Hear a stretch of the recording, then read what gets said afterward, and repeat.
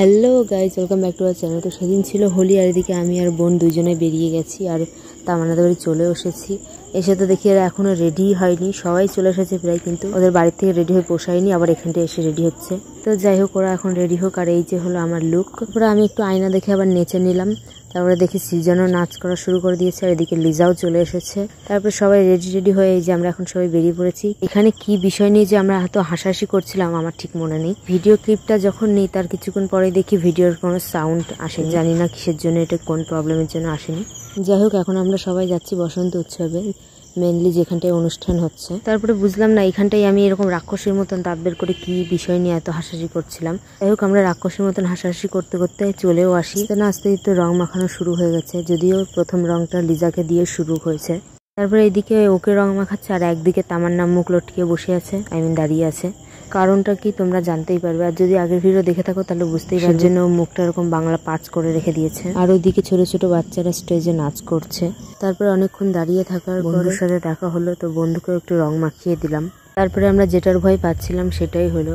তামান্নার আবার আবিরে অ্যালার্জি আছে, যার কারণে ওর অসুবিধা হয়। আমরা ওকে বাড়ি দিয়ে আমরা এখন আবার কলেজের দিকে চলে আসি। এসে তো দেখি তেমন একটা লোকজন নেই, তাই কটা সেলফি তুলে দাদাকে রং মাখিয়ে আমরা আবার আমাদের গন্তব্যস্থানে চলে আসি।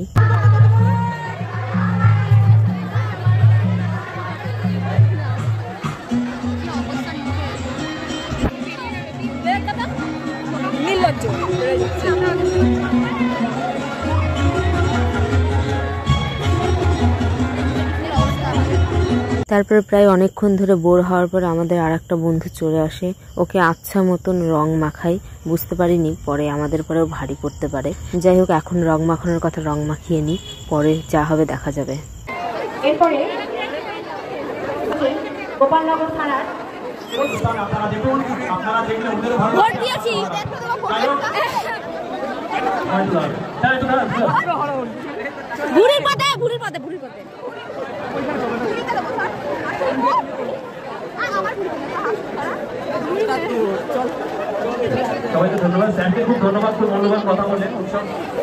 এখানে গাইস বন্ধুকে এমন রং মাখানো মাখিয়েছি, বন্ধু আমাদেরকে না ধরতে পারলেও সুপ্রিয়াকে ধরে হদ্দ দেওয়া দিয়েছে রং।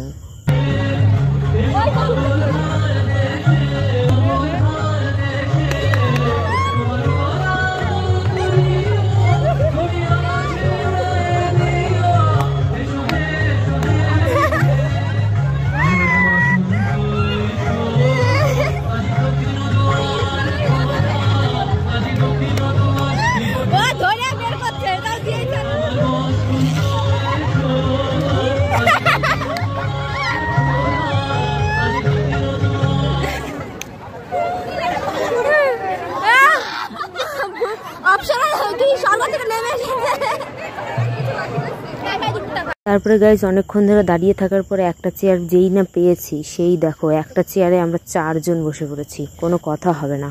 তারপরে তো গাইজ কাউতালি করতে করতে কখন আমাদের মধ্যে আমাদের সদ্য বিবাহিত মহিলা চলে আসে আমরা বুঝতেও পারি না। যাই হোক, ওর সাথে একটু কথা বলে কটা ছবি তুলে আমরা এখন সবাই বসে আছি।